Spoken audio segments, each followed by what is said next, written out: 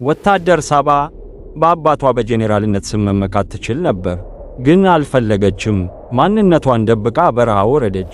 ትልቁ ፈተና የጠላት ጥይት አልነበረም፣ የገዛ አለቃዋ ንቀት እንጂ። ሻለቃ ዳኘ ሴት ወታደር ማየት አይፈልግም። ልክ ሰልፍ በተጠራ ቁጥር አንቺ ይሄ የጦር ሜዳ ነው እንጂ የወጥ ቤት አይደለም እያለ በሁሉም ፊት ያዋርዳታል። ቃላቶቹ እንደ ጦር ይወጉ ነበር፣ እሷ ግን እንደ ብረት ጠንክራ ዝም ትል ነበር። በዚያን ቀን አየር ላይ የነበረው ስሜት ይለይ ነበር። የሄሊኮፕተሩ ሞተር ጩኸት ጆሮን ያደንቁራል፣ ግን በውስጥ ያለው ጸጥታ ያስፈራ ነበር።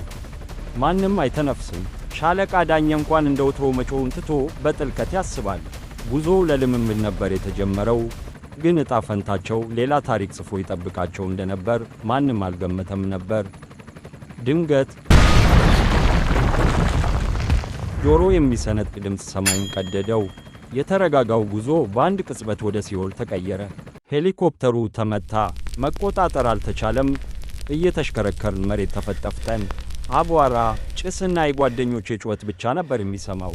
በዛች ቅጽበት ሻለቃውም ወታደሩም ሁሉም እኩል ሆኑ። ሞት ከፊታቸው ቆሞ ነበርና። አቧራው ሲገለጥ የታየው እውነት ግን ሌላ ነበር። ያ ወጥ ቤት ግቢ እያለ ሲፎክር የነበረው ሻለቃ ዳኘ ድንጋጤ አንተብትቦት ከጥጋግ ስር ተሸሽጎ ይንቀጠቀጣል። ትዕዛዝ መስጠት ቀርቶ የራሱን ነፍስ ማዳን እንኳን አቅቶት ነበር። በዛች የቀውስ ሰዓት ሳባ አልተንቀጠቀጠችም። አይኖቿ ፍርሃትን ሳይሆን መፍትሄን ይፈልጉ ነበር። የሻለቃው ሥልጣን ባበቃበት ቦታ የሳባ ጀግንነት ተጀመረ። ትዕዛዝ አልጠበቀችም። የወደቀውን አርፒጂ አነሳች፣ ኢላማዋን አስተካከለች፣ ተኮሰች። ያቺ አንዲት ሮኬት የጠላትን ምሽግ አመድ አደረገችው። ወንዶቹ ተደናግጠው ባሉበት ቡድኑን ከከበበው ሞት የታደገችው እሷ ነበረች። አቧራው ሲነግስ ሁሉም ነገር ግልጽ ሆነ። ያቺ ወጥ ቤት ግቢ የተባለችው ሴት በዚያን ቀን የሁሉንም ወንድ ሕይወት በእጇ ይዛ ነበር። ሻለቃ ዳኘ የሚናገረው ጠፋው። አይኑን ማመን አቃተው። ናቂው ተናቀ። ታሪኩ እዚህ ጋር አላበቃም። ያ ጀግንነት ሳባን ከምድር ወደ ሰማይ አወጣት። ዛሬ እሷ የኢትዮጵያ አየር ኃይል የጦር ጄት ፓይለት ናት። እናስ ያ ሻለቃ ዛሬ እሷ በሰማይ ስትበር፣ እሱ ከታች ሆኖ እጁን ለክብር ሰላምታ ያነሳል። ሴት ልጅ የሀገር ክብር ናት። ብዙዎች ሳባን ያውቋት የነበረው እንደ ተራ ወታደር ነው። እውነት ግን እሷ የጀግናው የጄኔራል በርሄ ልጅ መሆኗን የሚያውቁ ጥቂቶች ብቻ ነበሩ። አባቷ ለሀገር ክብር ሲል ሕይወቱን የሰጠ፣ ስሙ ሲጠራ ጠላት የሚርበደበድለት ታላቅ ሰው ነበር። ነገር ግን ክፉ ቀን መጣ። ጄኔራሉ በድንገተኛ አደጋ ሕይወታቸው አለፈ። ለሳባ ዓለም የጨለመችበት ቀን ነበር። ያ ሁሉ ጀግንነት፣ ያ ሁሉ ታሪክ አፈር የገባ መሰለ። ግን ሳባ መቃብሩ ላይ ቆማ አንድ ቃል ገባች። የአባቴን ፈለግ እከተላለሁ። የጄኔራል ልጅ ስለሆነች ክብርና ምቾት ተችሮት መኖር ትችል ነበር። እሷ ግን ያንን አልፈለገችም። ማንነቷን ቀይራ፣ ጸጉሯን አሳጥራ፣ ስሟን ደብቃ እንደ ማንኛውም ተራ ኢትዮጵያዊ ወታደር ከዜሮ ለመጀመር ወሰነች። ነገር ግን ትልቁ ፈተናዋ ልምምዱ አልነበረም። ትልቁ ፈተና ሻለቃ ዳኘ ነበር። ይህ ሰው ሴት ልጅን እንደ ወታደር ሳይሆን እንደ ሸክም ነበር የሚቆጥራት። ሁሌም ሲያገኛት አንቺ እዚህ ምን ትሰሪያለሽ?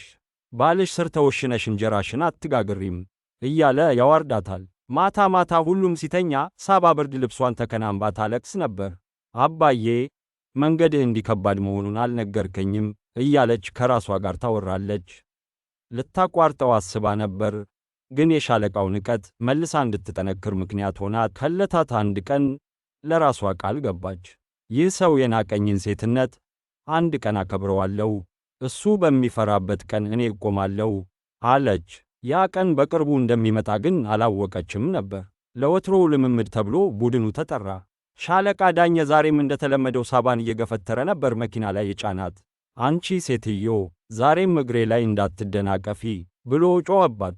ሳባ ዝም አለች። ጉዞው ተጀመረ። ሄሊኮፕተሯ ምድሩን እየለቀቀች ወደ ሰማይ ወጣች። ከላይ ሆኖ ሲታይ ሁሉም ነገር ሰላም ይመስል ነበር። ወታደሮቹ እየተጫወቱ ይስቃሉ። ሳባ ግን ልቧ ሰላም አላገኘም። የሆነ መጥፎ ነገር እንደሚፈጠር ውስጧ ይነግራት ነበር። ሻለቃው አሁንም ስለ ጀግንነቱ እያወራ ይፎክራል። ጠላት ከመጣ ብቻዬን እበላዋለሁ እያለ ይሳለቃል። ሳባ በመስኮት ወደ ውጭ ስትመለከት ከተራራው ስር የሚጨስ ጥቁር ጭስ አየች። ጊዜው ዘግይቶ ነበር። በድንገት ሰማዩን የሚቀድ ድምፅ ተሰማ። የጠላት ሚሳኤል ወደ እነሱ እየተምዘገዘገ ነበር።